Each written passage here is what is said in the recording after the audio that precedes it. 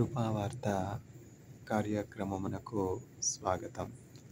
నేటి ధ్యానాంశము కాపరి షెపర్డ్.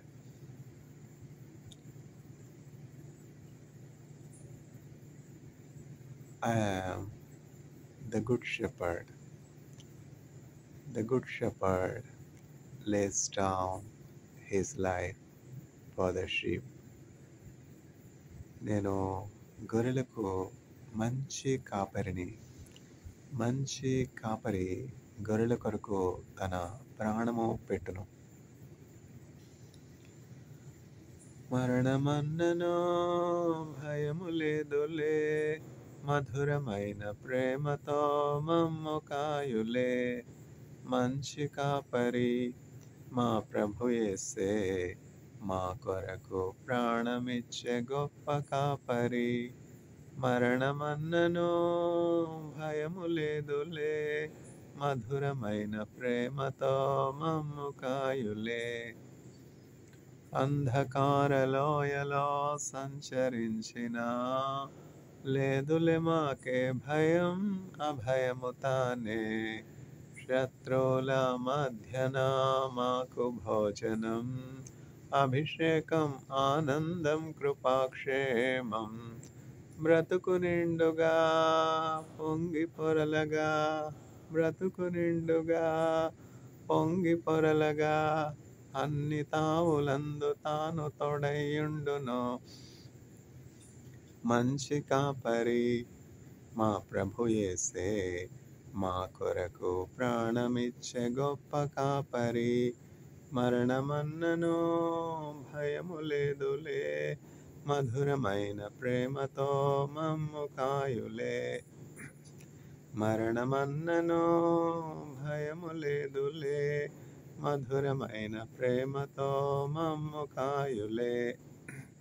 పచ్చిక బయళ్లలో పరుండజేయును, శాంత జలాల చెంత నడిపించును. పచ్చిక బయళ్లలో పరుండజేయును, శాంత జలాల చెంత నడిపించును. బ్రతుకు నిండుగా పొంగి పొరలగా, బ్రతుకు నిండుగా పొంగి పొరలగా, అన్ని తావులందు తాను తోడైయుండును. మంచి కాపరి మా ప్రభు యేసే, మా కొరకు ప్రాణమిచ్చే గొప్ప కాపరి. మరణమన్ననో భయము లేదులే, మధురమైన ప్రేమతో మమ్ము కాయులే. మరణమన్ననో భయము లేదులే, మధురమైన ప్రేమతో మమ్ము కాయులే. కాపరి shepherd. I am the good shepherd. Good shepherd lays down his life for the sheep.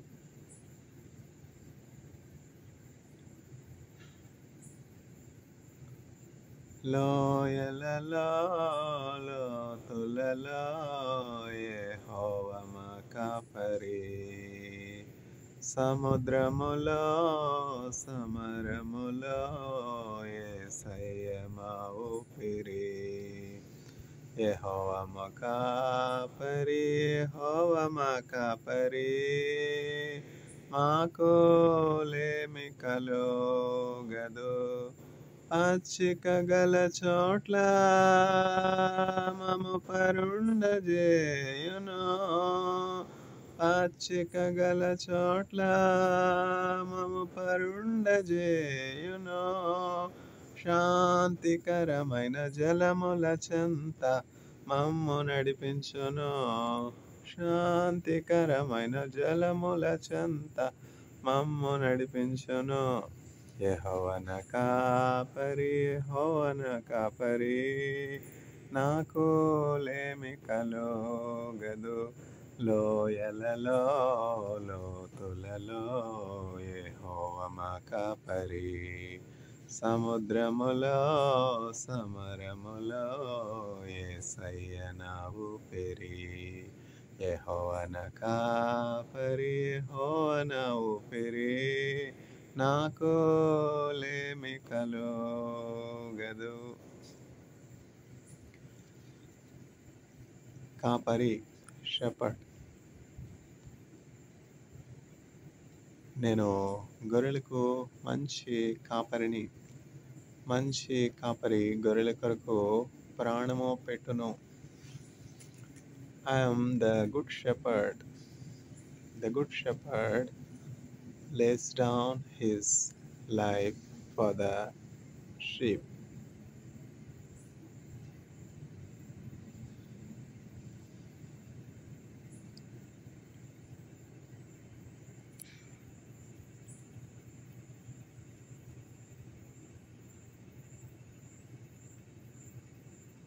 యేసుక్రీస్తు ప్రభు గొర్రెలకు మంచి కాపరి. మనలో ప్రతివాడును తనకిష్టమైనటువంటి త్రోవకు తొలగిపోయాను. మనందరి యొక్క దోష శిక్ష అతని మీద పడెను. మన అతిక్రమములను బట్టి, మన దోషములను బట్టి ఆయన నలుగగొట్టబడెను. మన సమాధానార్థమైనటువంటి శిక్ష అతని మీద పడెను. బొచ్చు కత్తిరించు అని ఎదుట గొర్రె మౌనముగా నుండినట్లు అతడు నోరు తెరవలేదు. అన్యాయపు తీర్పు నొందిన వాడే అతడు కొనుపోబడెను. ధనవంతుని వద్ద అతడు ఉంచబడెను. అయినను అతని తరము వారిలో ఈ సంగతి ఆలోచించినదెవరు? నీతిమంతుడైనటువంటి నా సేవకుడు అనేకుల దోషమును భరించుచు తనకున్న అనుభవ జ్ఞానము చేత అనేకులను నిర్దోషులనుగా చేయను. అందువలన ఘనులతో కలిసి అతడు కొలసొమ్మును విభాగించుకొని మరణమగునంతగా అతడు తన ప్రాణమును ధారపోసాను. అతిక్రమము చేయవారిలో ఎంచబడిన వాడాయన.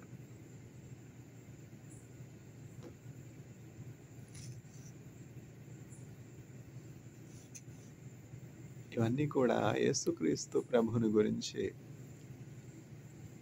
ప్రవచింపబడినటువంటి విషయములు. ప్రవక్త అయినటువంటి యెషయా యేసుక్రీస్తు ప్రభు ఈ లోకానికి శరీరధారిగా రాకముందు 700 సంవత్సరాలకు పూర్వం ఇట్లా మెస్సయ రానయ్యున్నాడు. మెస్సయ అంటే అభిషిక్తుడు, రాజు, మానవులందరికీ కూడా రాజు రానయ్యున్నాడు.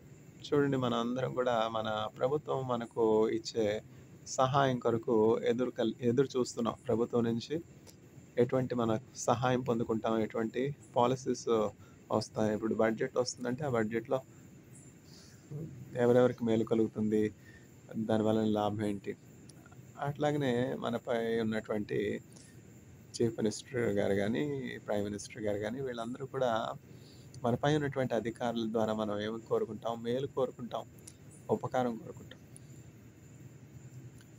యేసుక్రీస్తు ప్రభు రాజులకు రాజై ఉన్నాడు, ప్రభులకు ప్రభుడై ఉన్నాడు.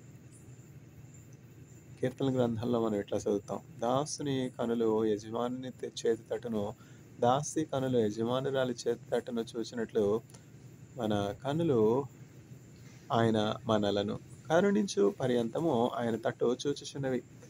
దాసులు యజమాని తట్టు ఆశగా చూసినట్లు, దాసి యజమానురాలి తట్టు ఆశగా చూసినట్లు మనము దేవుని చేతి తట్టు ఆశగా చూడవలసినటువంటి వారమై ఉన్నాము. ఎందుకంటే యాకోబు నీ దేవుడైనటువంటి యెహోవా మీద ఆశ పెట్టుకున్నాము, ఆయన యొద్ద కృప దొరుకును. మనం మనుషుల మీద ఆశ పెట్టుకున్నప్పుడు పలానా వ్యక్తి నాకు సహాయం చేస్తారు, పలానా స్నేహితుడు నాకు సహాయం చేస్తారు అని మనం ఎదురు చూసినప్పుడు ఆ పలానా స్నేహితుడు చేయలేనటువంటి పరిస్థితులు అతడు ఎదుర్కొనవలసి రావచ్చు. అందువలన మనుషుల సహాయము వ్యర్థము. దేవుని వాక్యం ఏం చెప్తుంది? మనుషుల సహాయం వ్యర్థం. ఎప్పుడు కూడా మనుషులని ఆధారం చేసుకోకూడదు, మనుషుల చేతట్టు చూడకూడదు. కానీ దేవుని తట్టు మనం చూసినప్పుడు దేవుడు ఏ రీతిగా మనకి సహాయం చేస్తాడో ఎంతో ఆశ్చర్యకరంగా ఉంటుంది. చాలామంది ఇట్లా చెప్పచ్చు, దేవుడు నేరుగా వచ్చి సహాయం చేయడం, అందువల్ల మనుషుల్ని ఆశ్రయించటం మేలు అని అనుకుంటున్నాం. కానీ దేవుడు నేరుగా వచ్చి చేసినటువంటి సందర్భాలు అనేకములు ఉన్నాయి. నేరుగా రాడు అంటే అది సహాయం అడిగే వ్యక్తిని బట్టి కూడా ఉంటుంది. దేవుడు అనేక మార్లు నేరుగా వచ్చి సహాయం చేసినటువంటి సందర్భాలు కూడా ఉన్నాయి. ఎట్లా అంటే దేవుడు నేరుగా వచ్చి సహాయం చేయడం అంటే ఈ కాలంలో దేవుడు మనుషులకు ప్రత్యక్షం అవ్వడం, మనుషులతో మాట్లాడడం అంతా కూడా అరుదు కదా! ఏమంటో కలికాలం అంటాం కదా! అట్లా. ఈ కాలంలో దేవుడు మానవులకు ప్రత్యక్షం అవ్వడం, మానవులతో మాట్లాడడం చాలా అరుదు. కానీ పూర్వకాలంలో మన పితరుల కాలంలో దేవుడు చక్కగా నేరుగా ప్రత్యక్షమై మోషే చూసినట్లయితే మోషేతో దేవుడు ముఖాముఖిగా మాట్లాడేవాడు. ఒక స్నేహితుడు ఎట్లా ఇంకో స్నేహితుడితో మాట్లాడతాడో అట్లా మాట్లాడేవాడు. ఆయన ప్రవక్తలతో దేవుడు మాట్లాడినటువంటి సందర్భాలున్నాయి. కానీ ఇప్పుడు మనుషులు ఆ కాంటాక్ట్ కోల్పోయారు. మనుషులు ఇప్పుడు ఆ కాంటాక్ట్ కోల్పోయారు. చూడండి, ఇప్పుడు మనం ఫోన్‌లొచ్చాయి. ఇప్పుడు 30 సంవత్సరాల క్రితం మనం వెళ్ళినట్లయితే అప్పుడు మొబైల్ ఫోన్స్ ఎక్కడున్నాయి? లేవు గదా! ఇప్పుడైతే అన్నీ కూడా వైర్‌లెస్ కమ్యూనికేషన్స్ వచ్చేసాయి. చక్కగా ఇంటర్నెట్ వచ్చేసింది. ఇప్పుడు ఇంటర్నెట్ ద్వారా వైర్‌లెస్ కమ్యూనికేషన్స్ ద్వారా ఇక్కడ ఉన్నటువంటి వ్యక్తి చెన్నైలో, ఐఐటీలో, మద్రాసులో ఉన్నటువంటి వ్యక్తి ఎక్కడో అమెరికాలో ఎంఐటీలో ఉన్నటువంటి ప్రొఫెసర్స్‌తో ఎట్లా కాన్ఫరెన్స్‌లు కండక్ట్ చేస్తున్నారు, ఎట్లా ఆన్‌లైన్ మీటింగ్స్ పెట్టుకుంటున్నారు, ఎట్లా ఫోన్స్‌లో మాట్లాడుకుంటున్నారు వైర్‌లెస్ నెట్వర్క్‌లో. చూసారా ఎంత ఆశ్చర్యమో! సైన్స్ అండ్ టెక్నాలజీ ఎంతగా అభివృద్ధి చెందిపోయింది. ఇప్పుడు ఇక్కడ ఉన్నటువంటి వ్యక్తులు అమెరికాలో ఉన్నటువంటి సైంటిస్టులతో మాట్లాడినట్లు అయితే, ఇక్కడ ఉన్నటువంటి మనము దేవునితో మాట్లాడలేమా? దేవుడు మనతో మాట్లాడలేడా? అవిశ్వాసం. చాలా మందికి అవిశ్వాసం. విశ్వాసమే విజయము, అవిశ్వాసం అపజయము. విశ్వాసం లేకుండా దేవునికి ఇష్టలై ఉండుట అసంభవం. ఎప్పుడు కూడా మనం దేవుని యందు విశ్వాసం కలిగి ఉండాలి. విశ్వాసులకు పితరుడైనటువంటి అబ్రహాము అనే మనుష్యుడు ఉండేవాడు. అబ్రహాము దేవుని యందు ఎంతో భయభక్తులు కలిగినటువంటి వానిగా ఉన్నాడు. అబ్రహాము 100 సంవత్సరాలు వచ్చినప్పటికీ పిల్లలు లేనటువంటి సంతానహీనునిగా ఉండేటటువంటి సందర్భంలో దేవుడు అబ్రహాముకు ప్రత్యక్షమై అబ్రహాము గుడారంలో నివసిస్తున్నాడు. ఆ గుడారంలో నుంచి అబ్రహాముని వెలుపలికి పిలిచి, అబ్రహామా ఆకాశము తట్టు చూడుము అని దేవుడు అబ్రహాంతో నేరుగా మాట్లాడాడు. దేవుడు నేరుగా వచ్చి సహాయం చేయడు అని చాలామంది అపోహ కలిగి ఉన్నారు. ఎందుకని ఇప్పుడు దేవుడు ప్రత్యక్షం కావట్లేదంటే మనం ఆయన వెదకట్లేదు. ఆయన వెదకుతున్నట్లయితే ఆయన్ని మనం కోరుకున్నట్లయితే దేవుని మాట వినాలి అని మనం ఆశ కలిగి ఉన్నట్లయితే దేవుడు చక్కగా ఆయన స్వరం ద్వారా మనం మాట్లాడతాడు మనతో. దేవుడు మనం చూడాలి అని ఆశ కలిగినట్లయితే దేవుడు మనకి ప్రత్యక్షమై మనతో మాట్లాడతాడు. దేవుడిని వదిలేస్తాం కదా మనం. దేవుడిని వదిలేసి చిన్న పిల్లల దగ్గర నుంచి పెద్దవాళ్ళ వరకు అందరూ కూడా మొబైల్ ఫోన్స్, తర్వాత ఇంటర్నెట్లు, తర్వాత ల్యాప్‌టాప్‌లు, తర్వాత అనేకమైనటువంటి ఇతర వ్యాపకాలు మనకొచ్చేసాయి. ఈ మాధ్యమాలన్నింటికి, వనరులన్నింటికి, సదుపాయాలన్నింటికి మూలాధారమైనటువంటి మనల్ని సృజించి మనకు ఆయుష్ ఇచ్చినటువంటి ఆ కాపరి అయినటువంటి దేవుడిని మనం విడిచిపెడతాం. కాపరి అంటే మన యోగక్షేమాలు చూచుకునేవాడు అని అర్థం. ఇప్పుడు చూడండి, గొర్రెలున్నాయి. గొర్రెలు ఎంతో అమాయకమైనటువంటి జీవులనమాట. గొర్రెలకు కాపరి ఎంతో అవసరమో. కాపరి ఎందుకని కావాలి అంటే సెక్యూరిటీ. మనకు సెక్యూరిటీ కావాలా వద్దా? ఒక ధనవంతుడున్నారు చూసుకుందాం. అమితాబ్ బచ్చన్ గారిని తీసుకుందాం. లేకపోతే ఆహ్, ఆదిత్య బిర్లా గారిని తీసుకుందాం. లేకపోతే రిలయన్స్ అధినేత అంబానీస్‌ని తీసుకుందాం. లేకపోతే ట్రిలియనీర్ ఎలాన్ మస్క్‌ని తీసుకుందాం. ఎంతో ధనం ఉన్నటువంటి ధనవంతులు మనం తీసుకున్నట్లయితే వీరికి ఏముంటుంది? సెక్యూరిటీ ఉంటుంది. ఎక్స్‌ట్రా సెక్యూరిటీ వీళ్ళకుంటుంది. అవునా కదా? సెక్యూరిటీ ఏమిటి? కాపుదల. చూసారా? సెక్యూరిటీ వాళ్ళ ప్రాణానికి కాపుదల, వారి ధనానికి కాపుదల, వారి యొక్క ఐశ్వర్యానికి కాపుదల, వారి సంపదకు కాపుదల, అన్నింటికి చక్కని సెక్యూరిటీ ఉంటుంది. అట్లనే కాపరి అంటే సెక్యూరిటీ అనమాట. మా దగ్గర ఏమున్నాయిలెండి దోచుకోవడానికి. నేనేమన్నా బ్యాంక్ బ్యాలెన్స్‌లు పెట్టుకునున్నానా? నేనేమన్నా బంగారు నగలు పెట్టుకునున్నానా? నేనేమన్నా వెండి బంగారాలు, వజ్రం, వైడూర్యాలు పెట్టుకునున్నానా? వస్తు వాహనాదులు ఏమైనా పెట్టుకునున్నానా? పట్టు పీతాంబరాలు పెట్టుకున్నానా? నా బీరువాలో ఏమన్నా లక్షలు మూరుగుతున్నాయా? నేనెందుకు పెట్టుకోవాలి సెక్యూరిటీ? నాకు సెక్యూరిటీ అవసరమే లేదు అని కొంతమంది వితర్కవాదం మాట్లాడేవారుగా ఉన్నారు. అయితే వెండి బంగారాల కంటే, వజ్ర వైడూర్యాల కంటే విలువైనది మీలో ఉన్నది, అందరిలో ఉన్నది ఏంటంటే దేవుని యొక్క ఆత్మ. నరుని ఆత్మ యెహోవా పెట్టినటువంటి దీపం. మన దేహంలో ఈ ప్రాణం ఉన్నది కదా! ఈ ప్రాణం ఎప్పుడైతే ఈ ఆత్మ ఈ దేహంలో నుంచి తీయబడుతుందో, వేరైపోతుందో ఈ ప్రాణం వె కోల్పోతామనమాట. మనుష్యులు ప్రాణాన్ని ఎప్పుడు కోల్పోతారంటే, ఈ ఆత్మ నరుని ఆత్మ యెహోవా పెట్టినటువంటి దీపము. ఈ దీపము దేవుడు తీసివేసినప్పుడు మరణము సంభవిస్తుంది. చూసారా? మనందరిలోనే ఉన్నటువంటి బంగారము కంటే విలువైనటువంటిది ఏమిటి అంటే, అతి ప్రశస్తమైనటువంటి ఇదేమిటంటే ఆత్మ. దేవుడు పెట్టినటువంటి ఈ ఆత్మను ఎంతో సెక్యూర్డ్‌గా మనం కాపుదల జేసుకోనాలి. మన శత్రువైనటువంటి అపవాది గర్జించు సింహం ఎవరిని మృంగుదనని వెదకుచు తిరుగుచున్నాడు. వాడు సాతానుడు. సాతానుడు ఉండుట ఎంత వాస్తవం. దేవుడు ఉండుట ఎంత వాస్తవమో, సాతానుడు ఉండుట అంత వాస్తవం. సాతానుడంటే విరోధి. శత్రువులున్నారనుకోండి. ఇప్పుడు శత్రు దేశము ఇప్పుడు యుక్రెయిను, రష్యా ఏం జరుగుతుంది? యుద్ధం జరుగుతుంది. అట్లనే ఇజ్రాయెల్, గాజా యుద్ధం. ఎంతమంది ప్రాణభయంలో ఉన్నారు చెప్పండి? హమాస్ వారే గాని, ఇంకను గాజాలో ఎంతోమంది బిడ్డలు ఒక ఇల్లుని విడిచిపెట్టి వెళ్ళాలంటే ఎంత కష్టం చెప్పండి? నిరాశ్రయులుగా చేయబడ్డం అంటే ఎంత బాధ చెప్పండి? యుక్రెయిన్‌లో ఎంతమంది నిర్వాసితులైపోయినారు? ఎంతమంది రెఫ్యూజీస్‌గా మారిపోయారు? ఎంతమంది హోమ్‌లెస్‌గా మారిపోయారు? ఎంతమంది ఆర్ఫన్స్‌గా మారిపోయారు? ఎంతమంది విడోస్‌గా మారిపోయారు? గాజాలో ఎంతమంది హోమ్‌లెస్‌గా మారిపోయారు? ఎంతమంది తమ ప్రియుల్ని కోల్పోయారు? తల్లిదండ్రులను కోల్పోయి అనాథలైనటువంటి బిడ్డలు ఎంతమంది? భర్తలను కోల్పోయి విధవలైపోయినటువంటి విడోస్ అయిపోయినటువంటి బిడ్డలు ఎంతమంది? ఎంతమంది తమ ఉంటున్నటువంటి ఆ ఇల్లుని విడిచిపెట్టి, తమ ప్రియుల్ని కోల్పోయి, నడవలేనటువంటి పరిస్థితుల్లో నడుస్తూ, ఎక్కడికి వెళ్ళాలో తెలియనటువంటి పరిస్థితి, గురి గమ్యం లేనటువంటి పరిస్థితులు, ఎంత దుఃఖంలో మన చుట్టూ ఉన్నటువంటి పరిస్థితులున్నాయి. ఇవి వేదనలకు ప్రారంభము. These are the days of tribulation. ఎక్కడో యుక్రెయిన్‌లో జరుగుతున్నది గదా! ఎక్కడో రష్యాలో జరుగుతున్నది గదా! ఎక్కడో గాజాలో జరుగుతున్నది గదా! ఎక్కడో ఇజ్రాయెల్‌లో జరుగుతున్నది గదా! ఇజ్రాయెల్ క్షేమం, మీ క్షేమం చూసారా? ఇజ్రాయెల్‌లో ఇంత అసమాధానం ఉండినటువంటి దీర్ఘకాలికమైనటువంటి యుద్ధం జరుగుతున్నటువంటి సందర్భము చరిత్రలో ఇదే మొదటిసారి. These are the start of tribulation. మనం ఎంతో భయంకరమైనటువంటి, విపత్కరమైనటువంటి పరిస్థితుల్లో ఉన్నాము. ఎప్పుడు ఏమి జరగనన్నదో తెలీదు. Informed wars. మిలిటరీ ఆఫీసర్స్ ఏం చెప్తారంటే these are the times of uninformed wars. ఏ దేశం మీదకి ఏ దేశం ఎప్పుడు దండెత్తుతుందో కూడా తెలీదు. తైవాన్ మీదకి ఎప్పుడు చైనా దండెత్తుతుందో తెలీదు. అట్లనే క్యూబా మీద, వియట్నాం మీద, వెనిజులా మీద ఇంకా అనేక దేశాలున్నాయి గదా! అమెరికా చుట్టుప్రక్కల వాటి మీద అమెరికా ఎప్పుడు దండెత్తుతుందో తెలీదు. ఇవన్నీ గూడా అన్‌ఇన్ఫార్మ్డ్ వార్స్ అనమాట. అన్‌ఇన్ఫార్మ్డ్ వార్స్ జరుగుతున్నటువంటి అందుకే యెరూషలేము క్షేమం కొరకు మనం ప్రార్థన చేయవలసినటువంటి వారమై ఉన్నాము. మన పిల్లల కొరకు, మన కుటుంబముల కొరకు, మనము క్షేమము కొరకు ప్రార్థన చేసుకోవలసినటువంటి వారమై ఉన్నాం. దేవుని కాపుదల కొరకు, దేవుని యొక్క యేసుక్రీస్తు ప్రభు మనకు కాపరిగా ఉన్నప్పుడు ప్రమాదాలు ఎంతలో జరుగుతాయి. ప్రమాదాలు ఎంతలో జరుగుతాయి. ప్రాణం ఎంతలో పోవాలి చెప్పండి. కార్డియాక్ అరెస్ట్ అంటున్నారు. డయాబెటిస్ అంటున్నారు. ఇంకను లివర్ ప్రాబ్లమ్ అంటే జాండీస్. ఇంకను ఫీవర్, కోల్డ్. ఒక చిన్న కామన్ కోల్డ్ వస్తే చాలు గదా! ఇంకే పని కూడా చేయలేము. ఫీవరొస్తే ఇంక మంచం మీద నుంచి లేచే పరిస్థితే లేదు. ఎప్పుడంటే అనేకమైనటువంటి యాంటీబయోటిక్స్ వచ్చేసాయిలెండి. ఫీవరొస్తే మాత్రేసుకొని పని చేస్తాననే వారు గూడా ఉన్నారు. కోల్డొస్తే మాత్రేసుకొని యథావిధిగా పనులు చేసుకుంటాం అనేటువంటి వారు గూడా ఉన్నారు. కానీ టాబ్లెట్‌లేసుకొని తెచ్చుకున్నటువంటి ఆరోగ్యం వలన చేసినటువంటి పని నేచురల్‌గా చేసినటువంటి పని ఎంతో వ్యత్యాసంగా ఉంటుంది.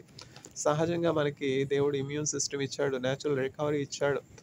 ఎప్పుడైతే మనం దేవుడిని కలిగి ఉంటామో, దేవుడిని కాపరిగా కలిగినటువంటి వారు ఆ ఇమ్యూన్ సిస్టమ్ చక్కగా కలిగుంటారు. బ్లడ్‌లో ఏ ఏ పదార్థము, ఏ ఏ ఎలిమెంట్స్ ఎంతలో ఉండాలి, ఏ కాన్స్టిట్యూయెంట్స్ ఎంతలో ఉండాలి, అంత నార్మల్ ఉంటాయన్నమాట. థైరాయిడ్ డిసీజ్ అంటారు. తర్వాత డయాబెటిస్ అంటారు. ఆ! ఇంకా అల్జైమర్స్ అంటారు. Skin infections.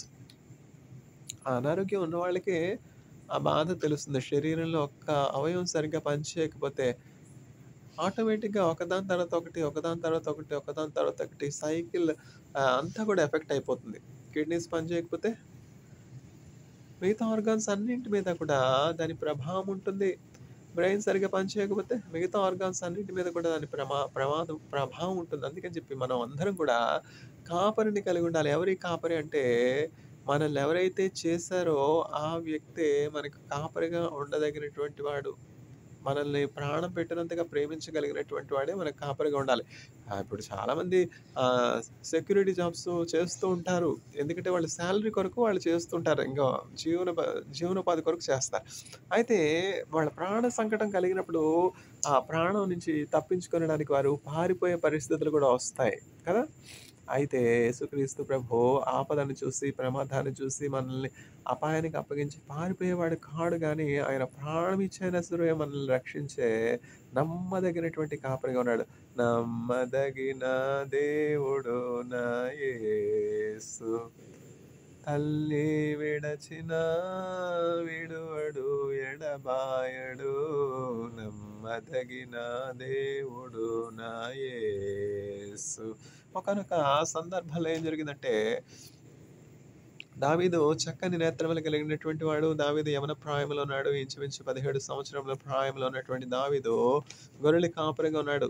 దావీదు యొక్క సహోదరులందరూ కూడా, దావీదు యొక్క అన్నలందరూ కూడా సౌలు అను రాజు యొక్క పరిపాలనలో మిలిటరీ ఆఫీసర్స్‌గా ఉన్నారు. సైన్యంలో ఉన్నతమైనటువంటి పదవులు కలిగి ఉన్నారు.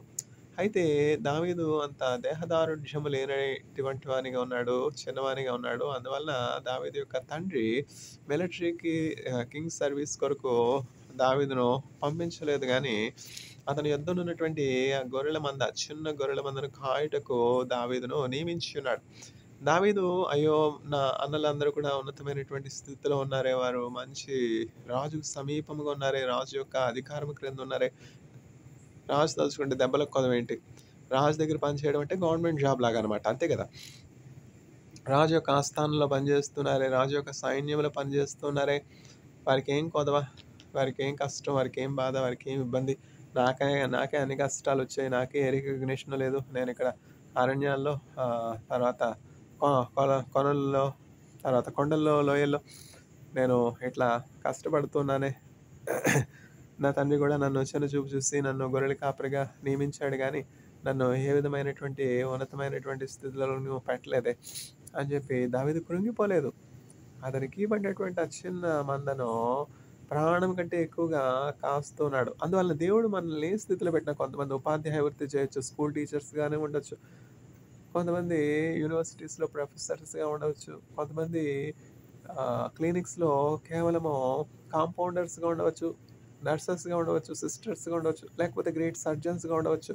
మీరు ఏ స్థితిలో ఉండినప్పటికీ దేవుడు మీకిచ్చినటువంటి పని మీరు నమ్మకంగా చేస్తున్నప్పుడు దేవుడు మిమ్మల్ని హెచ్చించేవానిగా ఉన్నాడు. కాపుదల చేసేవానిగా ఉన్నాడు. మొదట నీ స్థితి కొద్దిగా ఉండును, తుదకు నీవు మహాభివృద్ధి పొందుదువు. దేవుడిచ్చినటువంటి ఆ చిన్న గొర్రెల కాపరి పని దావీదంతా నమ్మకంగా చేస్తూ ఉన్నాడు. అయితే ఒకానొక సందర్భంలో ఏం జరిగిందంటే, పిల్లలకి కథలే ఎక్కువ ఇష్టం గదా! అందుకని కథలు చెప్తా ఉన్నాను పిల్లల కోసం. ఒకానొక సందర్భంలో ఏం జరిగిందంటే, దావీదు గొర్రెలను కాస్తున్నాడు.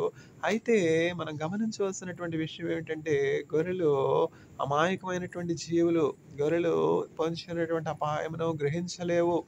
అందువలన గొర్రెలకు కాపరి చాలా అవసరమై ఉన్నాడు. కాపరి 1000 కళ్ళు పెట్టుకొని ఎక్కడి నుంచి ప్రమాదం వస్తుంది, ఎక్కడి నుంచి తోడేలొస్తుంది, ఎక్కడి నుంచి సింహం వస్తుంది, ఎక్కడి నుంచి పులొస్తుంది అని జాగ్రత్తగా గమనించవలసినటువంటి వాడై ఉన్నాడు. గొర్రెలు కాపరిని విడిచి దూరముగా వెళ్ళవు. అందువలన గొర్రెలు ఎక్కడైతే సురక్షితముగా ఉంటాయో, గొర్రెలకు ఏ స్థలమైతే క్షేమముగా ఉంటుందో, గొర్రెలకి ఎక్కడైతే పచ్చిక ఉంటుందో, ఎక్కడైతే త్రాగుటకు చక్కని నీళ్లుంటాయో, ఎక్కడైతే ప్రశాంతంగా ఉంటుందో, ఆ ప్రాంతాన్ని చూసి తీసుకుని వెళ్ళవలసినటువంటి బాధ్యత కాపరి మీద ఉన్నది. పాలిచ్చు వాటిని చల్లగా మెల్లగా నడుపును. అందుకని యేసుక్రీస్తు ప్రభువు ఎంతో అనుభవజ్ఞుడై ఉన్నాడు. యేసుక్రీస్తు ప్రభు గొర్రెలకు మంచి కాపరై ఉన్నాడు. ప్రాణం పెట్టినంతగా గొర్రెలను ప్రేమించేవాడుగా ఉన్నాడు.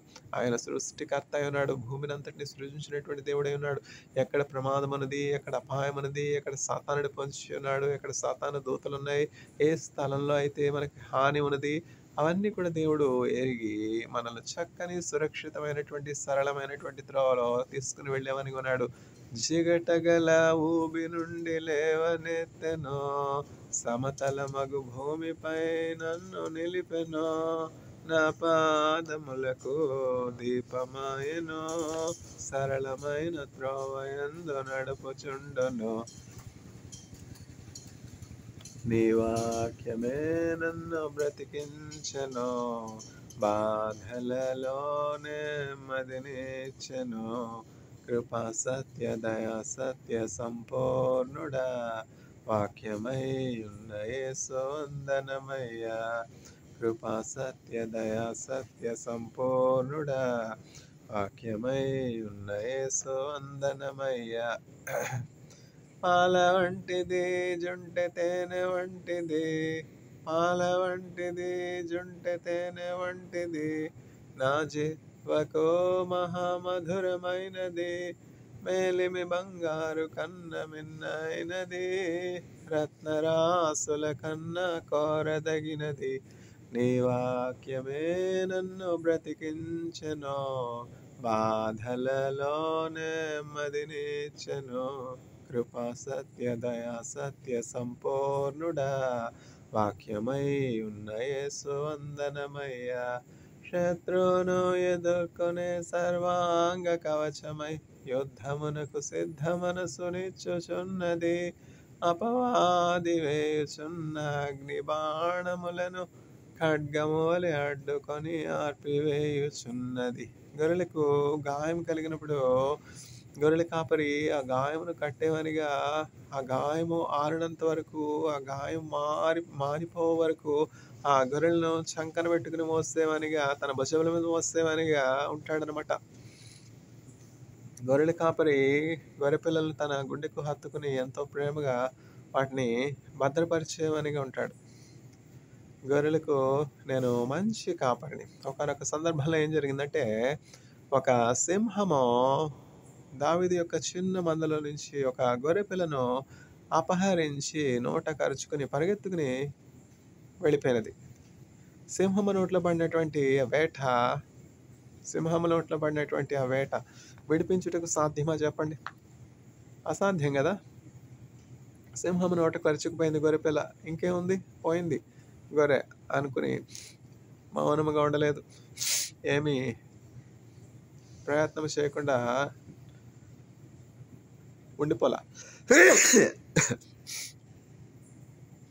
ఆ సింహమును వెంటాడి వెళ్ళి ఆ సింహమును పట్టుకుని ఆ సింహము దవడను చీల్చివేసి ఆ సింహము నోట్లో నుంచి ఆ గొర్రె పిల్లను విడిపించినటువంటి బలాఢ్యునిగా దావీదు ఉన్నాడు. ఎట్లా సాధ్యం? ఇది ఎట్లా సాధ్యం చెప్పండి? ఏమన్నా దేహదారుఢ్యం కలిగి ఉన్నాడా దావీదు? బలాఢ్యుడిగా ఉన్నాడా? లేదే. కేవలము యవనుడు, యుద్ధ విద్యల్లో ఏమీ నైపుణ్యం లేదు, ప్రావీణ్యత లేదు. అతని దగ్గర బలమైనటువంటి పదునైనటువంటి ఈటలు కానీ, బల్లెము కానీ, ఆయుధములు కానీ ఏమి లేవే. ఏమి ప్రమాదము నుంచి తప్పించుకొనడానికి, గొర్రెలను ఆ సింహపు నోట్లో నుంచి తప్పించడానికి కావాల్సినటువంటి బల్లెము, ఈట, ఏమైనటువంటి ఇట్లాంటి పదునైనటువంటి ఆయుధాలు ఏమి లేవు. అయినప్పటికీ తన యొక్క చేతి యొక్క బలమును ఉపయోగించి ఆ సింహము దావడను పట్టుకొని చీల్చివేసి ఆ సింహపు నోట్ల నుంచి ఆ గొర్రె పిల్లను విడిపించినాడు దావీదు. ఇది ఎట్లా సాధ్యమైంది అంటే, దావీదుపై దేవుని ఆత్మ ఉండేది.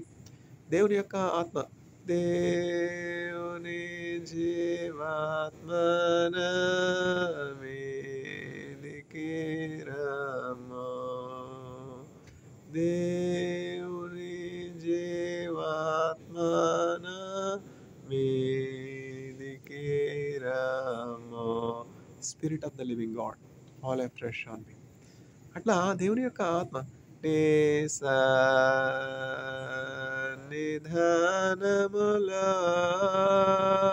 నుండి నన్ను త్రోసివేయకుము,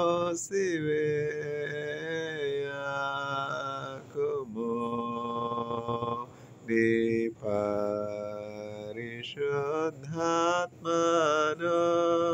నాయా తీసివేయకుము.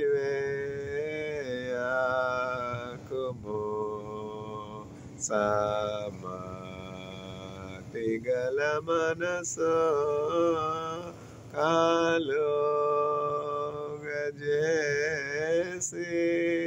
నన్ను దృఢపరచుము.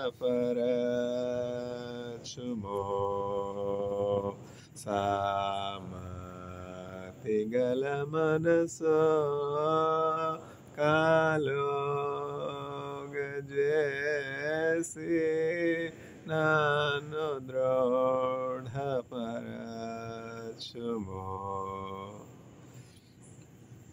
ప్రభా, నీ పరిశుద్ధాత్మను నా ఎదురు నుండి తీసివేయకము, నీ సన్నిధానముల నుండి నన్ను త్రోసివేయకము.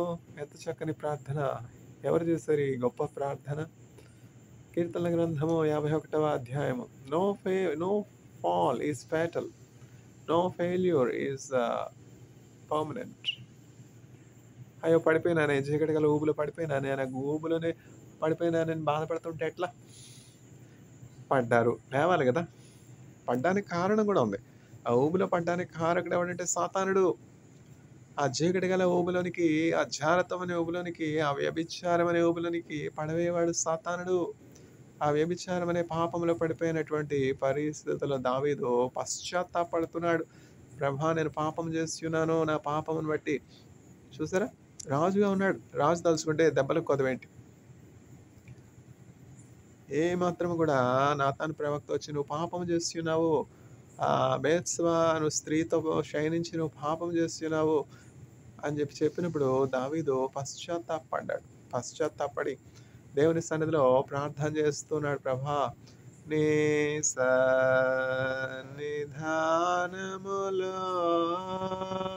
నుండి నన్ను త్రోసివేయకుము.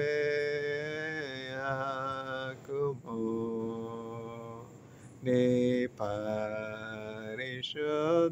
పరిశుద్ధాత్మను నా యొద్ద నుండి తీసివేయకుము. సమ్మతి గల మనసు కలుగజేసి నన్ను దృఢపరచుము. ఎంత చక్కని ప్రార్థన! ఎంత చక్కని ప్రార్థన! ఎంత చక్కని పశ్చాత్తాపం!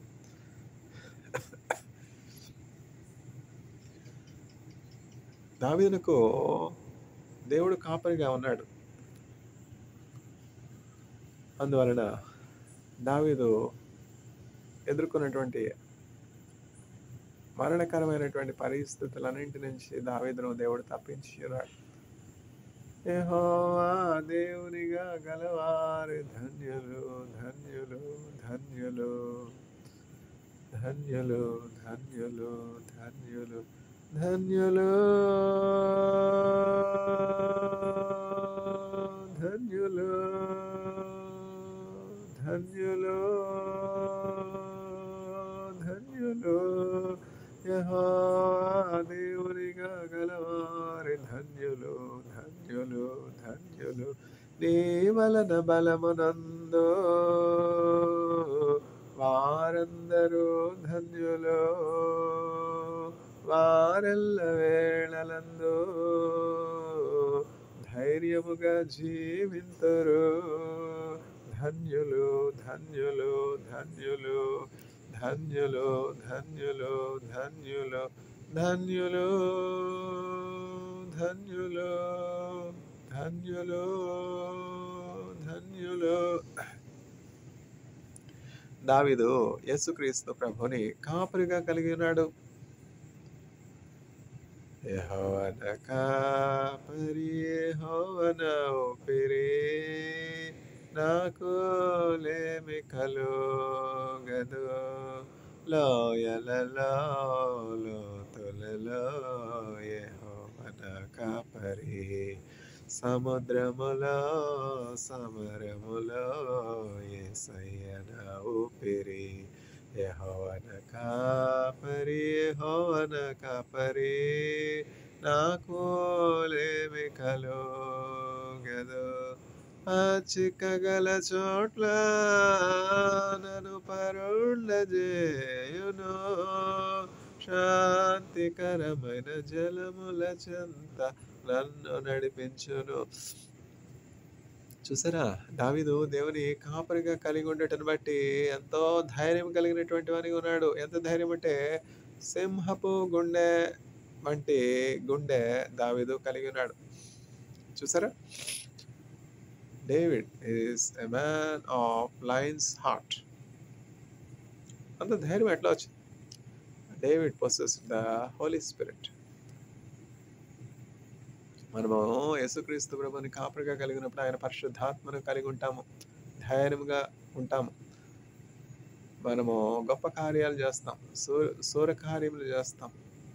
ఇప్పుడు ఏమిటంటారు, అది హ్యూమన్ ఎన్హాన్స్మెంట్ టెక్నాలజీ. హెచ్ఈటి అంటే ఏమిటంటే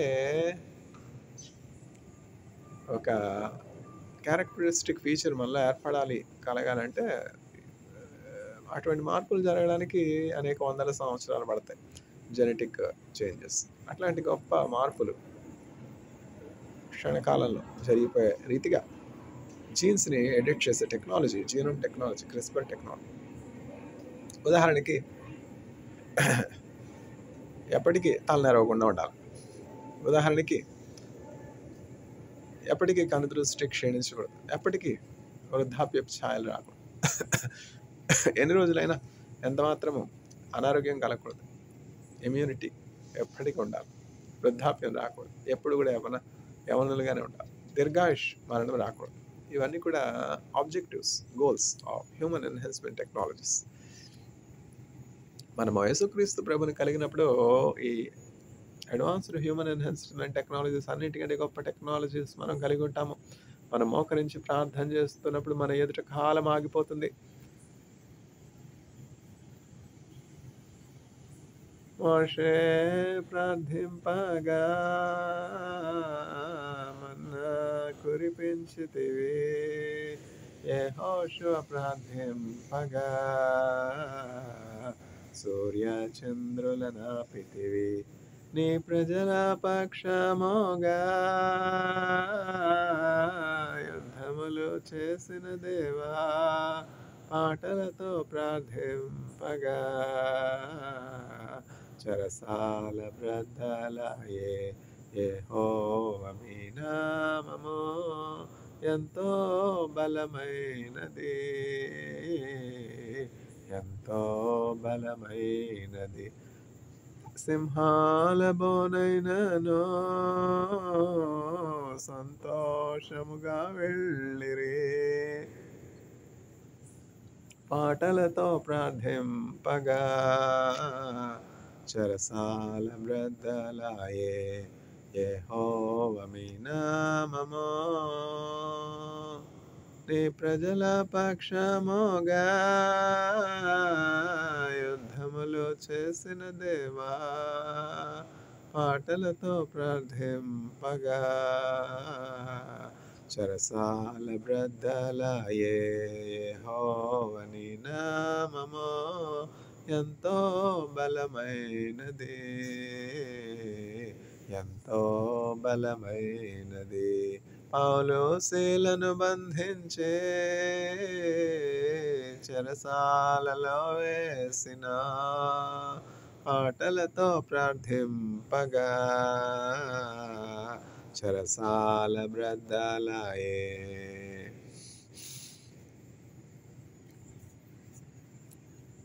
కాపరి, యెహోవా నా కాపరి, నాకు లేమి కలగదు.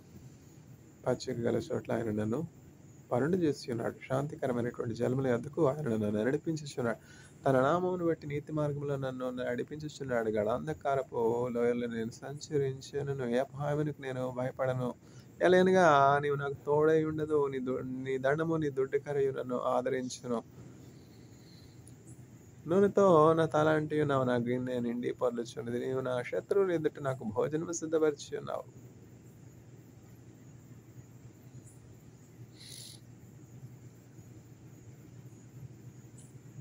చిరకాలము నేను యెహోవా మందిరములో నివాసము చేస్తాను. నేను బ్రతుకు దినములన్నీ కృపాక్షేమములే నా వెంట వచ్చును. చిరకాలం నేను యెహోవా మందిరములో నివాసం చేస్తాను. All the days of my life, mercy and goodness shall follow me, and finally I shall dwell in the house of the Lord forever, because the Lord is my shepherd. చూసారా, యేసుక్రీస్తు ప్రభుని కాపరిగా కలిగినటువంటి వారు ఎంత మాత్రం కూడా మరణ పరిస్థితుల్లో కూడా భయపడరు. ఎందుకంటే నిశ్చయముగా వారికి పరలోక భాగ్యం ఉంది. ఈ లోకం నుంచి వారు పరలోకమునకు స్మూత్గా ట్రాన్స్ఫర్ అయిపోతారు. The existence of heaven is as real as the existence of Israel. If there is nothing like heaven, we who preach the gospel are the most unfortunate people. నిత్య జీవము పునరుద్ధానము అనేది లేని ఎడల మాకంటే దౌర్భాగ్యులు మరి ఎవరు కూడా ఉండరని చెప్పి స్వార్థికులను గురించి పౌలు చెప్తున్నాడు. మన నిరీక్షణ వ్యర్థము. పునరుద్ధానం లేకపోతే, నిత్యజీవం లేకపోతే, పరలోకం లేకపోతే మన నిరీక్షణ ఆధారం ఏమన్నది? ఎందుకని మేము సువార్త ప్రకటించాలి? పరలోకమే లేకపోతే, నిత్యజీవమే లేకపోతే, నరకమే లేకపోతే. నరకం నుంచి తప్పించుకోవడానికి కదా ఈ మార్గం. నిత్యజీవం అనేది లేని ఎడల, పునరుద్ధానం, మృతుల పునరుద్ధానం లేని ఎడల మాకంటే దౌర్భాగ్యులు, మాకంటే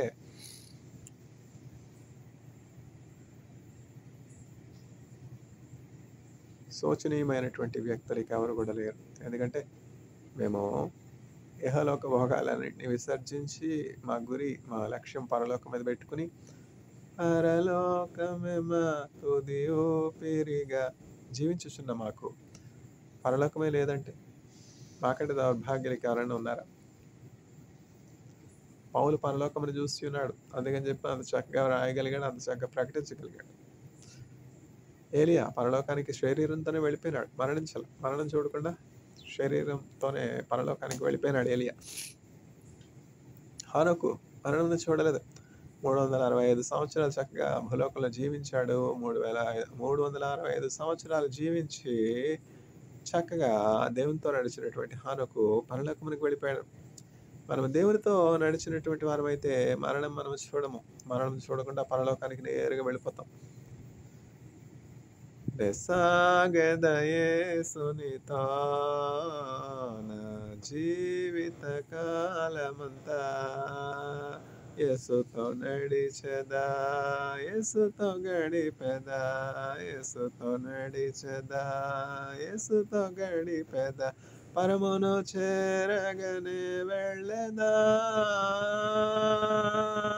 హానోకు వలె సాగెదా,